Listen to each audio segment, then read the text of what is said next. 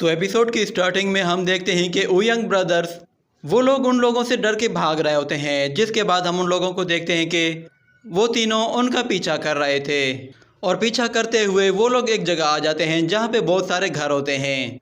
तो Feng Shao कहता है कि वो लोग यहाँ पे छुप नहीं सकते, मैं उन्हें हर हाल में ढूंढ कर ही रहूँगा। वो लोग बहुत ही बेवकूफ़ हैं जो यहाँ पे छुपने की गलती कर रहे हैं। तो शाओ यू उनकी तरफ आगे बढ़ने लगता है, जिसके बाद फेंग शाओ उससे कहता है कि तुम कहीं और जाके अपनी पावर्स को यूज़ करो, मगर शाओ यू उसे कोई रिप्लाई नहीं देता। जिसके बाद वो उससे कहता है बताओ तो सही कि तुम उन्हें किस तरह पकड़ोगे, मगर इस मर्तबा भी वो उसे कोई जवाब नहीं देता। जिस पर फेंग शाओ कहता है कि इसमें बहुत एटीट्यूड है। तो वो लोग वहाँ से आराम से अंदर आ जाते हैं, जिसके बाद वो लोग देखते हैं कि वहाँ पे बहुत ज़्यादा सन्नाटा है और आसपास कोई भी नहीं। तो फेंग शाओ कहता है कि लगता है कि ओयंग ब्रदर्स हमें देखकर बहुत ज़्यादा डर गए हैं और वो लोग कहीं छुप के कांप रहे होंगे, इसीलिए वो लोग ना अपना मुंह दिखा रहे हैं, ना ही हमें उनका कोई निशान मिल रहा है। और फिर अचानक से वहाँ पे लाइट्स जलती हैं, जिस पर वो लोग कहते हैं कि ये लाइट्स अचानक से कैसे जल गई। और फिर बहुत सारी लाइट्स जलना शुरू होती हैं और फिर हम देखते हैं कि एक घर से एक बंदा निकलता है जो कि बहुत ही अजीब तरीके से चल रहा था। और देखते ही देखते बहुत सारे लोग अपने अपने घरों से बाहर आ जाते हैं। वो सभी के सभी ज़ॉम्बीज़ थे और सब के सब उनकी तरफ आ रहे थे, जिन्हें देखकर वो सब लोग बहुत ही हैरान थे कि आखिर ये किस तरह के लोग हैं, क्या ये किसी तरह के घोस्ट हैं। तो वो सारे ज़ॉम्बीज़ एक साथ उन पे हमला कर देते हैं, जिसके बाद शाओ यू उन्हें मारने के लिए आगे आता है, मगर फिर फेंग शाओ कहता है कि सब्र करो, मैं लड़ूंगा।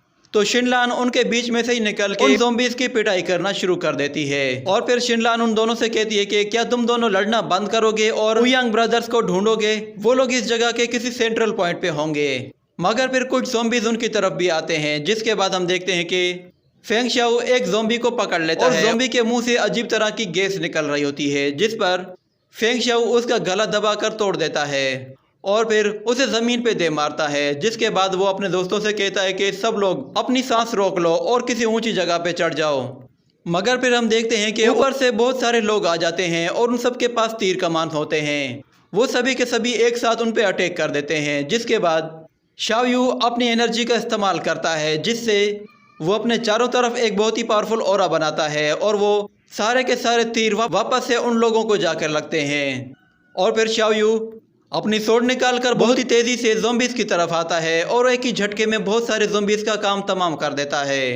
वो सारे के सारे ज़ॉम्बीज़ एक साथ ज़मीन पे गिरने लगते हैं, जिसके बाद थोड़ी देर के बाद वो लोग फिर से खड़े हो जाते हैं।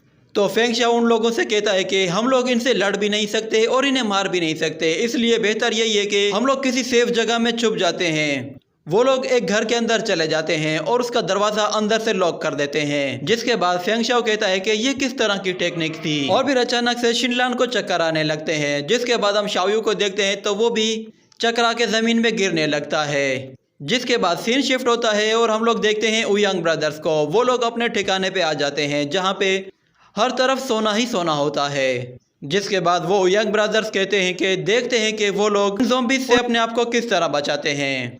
ये कहकर वो लोग छत पे आ जाते हैं, जहाँ पे एक लड़का पहले से ही बैठा हुआ होता है।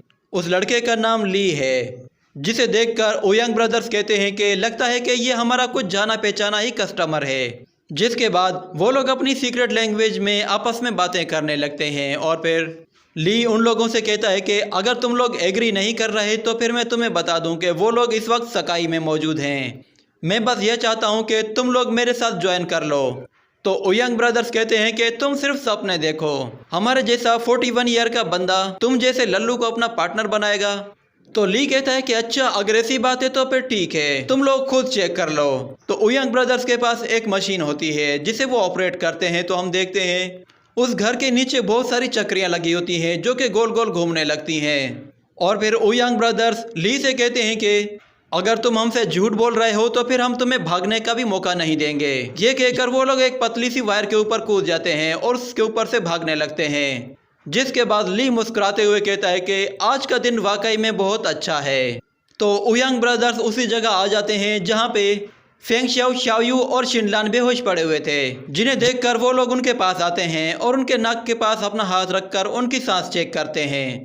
तो माओ गन शाओ यू को जोर से लात मार के नीचे गिरा देता है। जिसके बाद वो दोनों भाई आपस में बात करने लगते हैं। तो अचानक से फेंग शाओ की आंख खुल जाती है और वो उनके पीछे से खड़ा हो जाता है और उन पे हमला करने ही वाला होता है कि उन्हें पता चल जाता है। तो माओ गन उस पर अपने एल्बो से वार करता है, जिसके बाद युआन उसके प्रेशर पॉइंट्स पर अटैक करके उसे पीछे धकेल देता है। और वो लोग कहते हैं कि ये लड़का कुछ ज़्यादा ही गुस्से वाला लग रहा है, मगर फिर फेंग शाओ उन्हें देखकर हंसने लगता है। तो वो दोनों उससे कहते हैं कि तुम हंस क्यों रहे हो।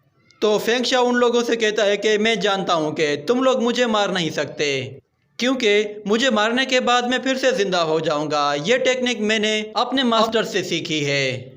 और वो उन लोगों को उन ज़ॉम्बीज़ के बारे में बताता है कि जिस तरह वो लोग मरने के बाद भी दोबारा जिंदा थे और अपने दुश्मनों पर अटैक कर रहे थे। अगर उन लोगों ने तुम्हें नोटिस कर लिया तो हो सकता है कि वो तुम पर भी अटैक करें।